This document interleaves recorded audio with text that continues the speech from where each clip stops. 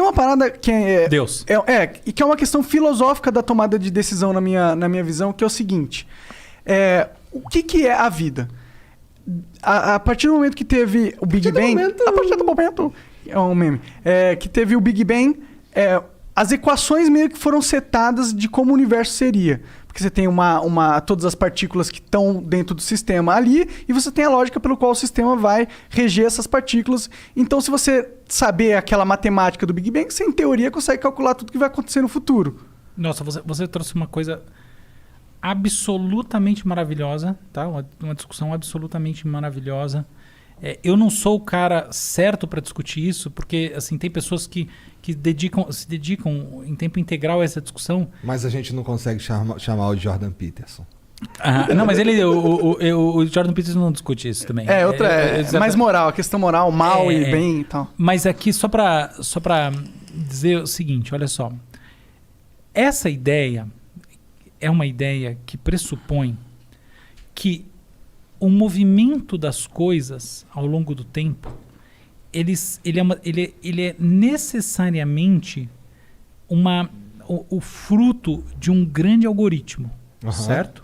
Ele obrigatoriamente, portanto, ele pode ser revertido às suas condições originais, perfeito? Existe uma teoria alternativa, que é uma teoria computacional do que diz o seguinte: é só na computação das coisas que as coisas vão se revelar. O que significa o quê? Existe um componente de acaso, vamos falar isso de uma maneira bonitinha, existe uma estocasticidade intrínseca, que quer dizer só o seguinte: shit happens, que não é previsível por mais que você tenha todas as equações do sistema original. Tá? Então, mas por que não é previsível? Por que não seria previsível? Se você tem a lógica e o que a lógica infere. Porque você tem porque existe uma impossibilidade na própria ideia de você ter o algoritmo fundamental. Essa é a ideia. Porque existe uma incompletude intrínseca na maneira de formular tudo o que é. Então, por exemplo, vamos definir qual é o algoritmo fundamental que gera tudo, tá bom? Então, ou seja, a partir desse algoritmo, todas as derivações vão estar contidas num sistema de predições, tá? Da mente de Deus.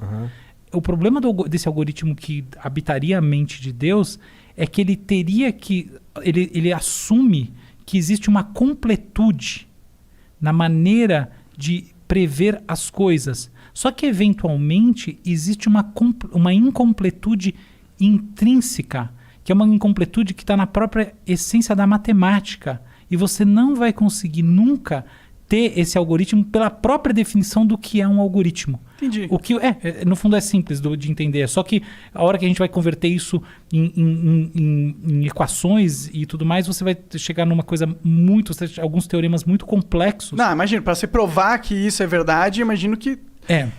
Pra provar a inconsistência matemática do universo, tá ligado? Exato. Assim, eu conheço gente, depois eu posso até indicar um cara pra vocês falarem. Talvez a pessoa mais inteligente que eu já vi na minha vida é o meu melhor amigo, por sinal, que é o Fábio Tal.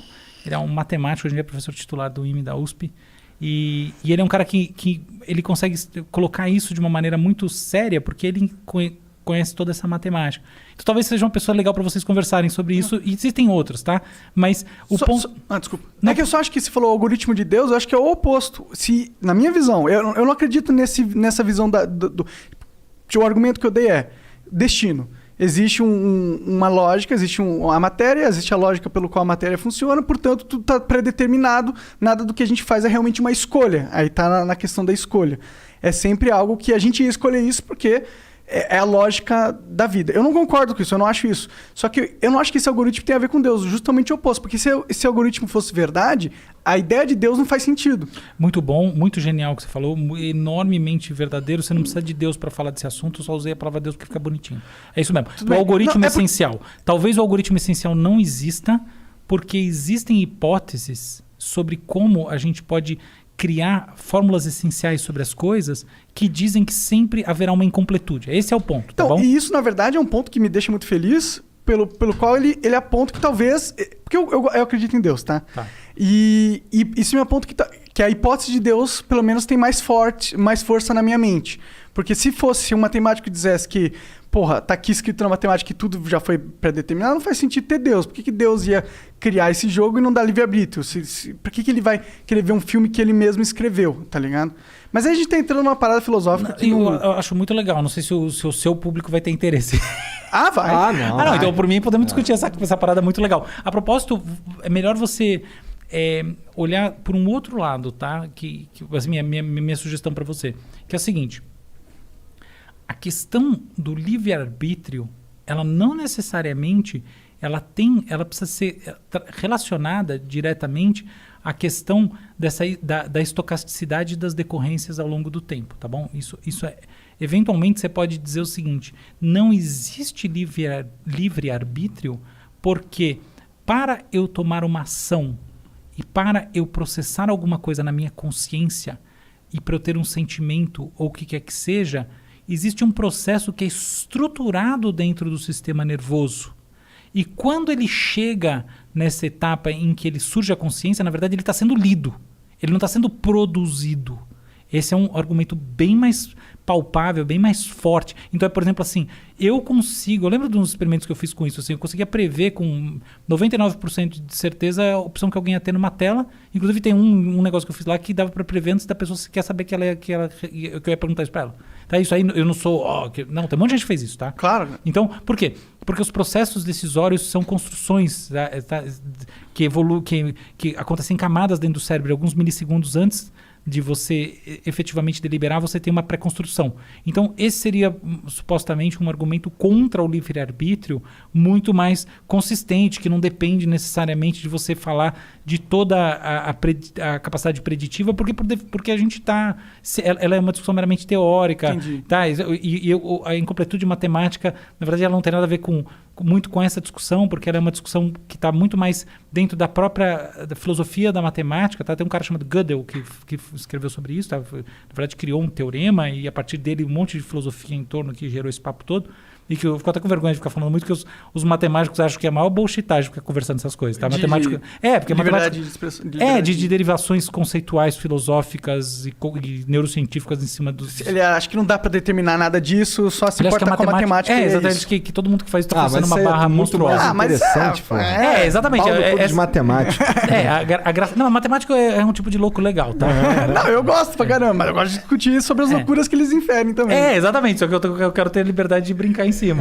Mas matemática em geral, o matemático bom mesmo, assim, dos grandes do mundo, não acham essa discussão tão séria, tá? Mas fecha o parênteses aqui, não importa. A questão é que eu acho que a gente tem uma discussão de livre-arbítrio que é muito mais importante hoje em dia, que é essa. Então, por exemplo, se eu faço uma neurocirurgia e através dela eu insiro circuitos cerebrais usando a chamada neuroprotética, tá? Então, coisas que eu posso eventualmente estar mapeando no seu cérebro através de, por exemplo, eletrodos, aquilo que você está formando em termos de inputs cerebrais e através de um algoritmo, né, de chamada inteligência artificial, prever alguns milissegundos antes da chegada à consciência, algumas coisas. Não todas, tá? Não pensamento abstrato, nada disso. Até se vocês quiserem que eu comente um lance do Elon Musk e do rei do caô, tem muito a ver com isso. Mas daqui a pouco eu chego lá. Claro. Só para pegar esse ponto como essencial, essa é a verdadeira discussão do livre-arbítrio hoje em dia do ponto de vista científico.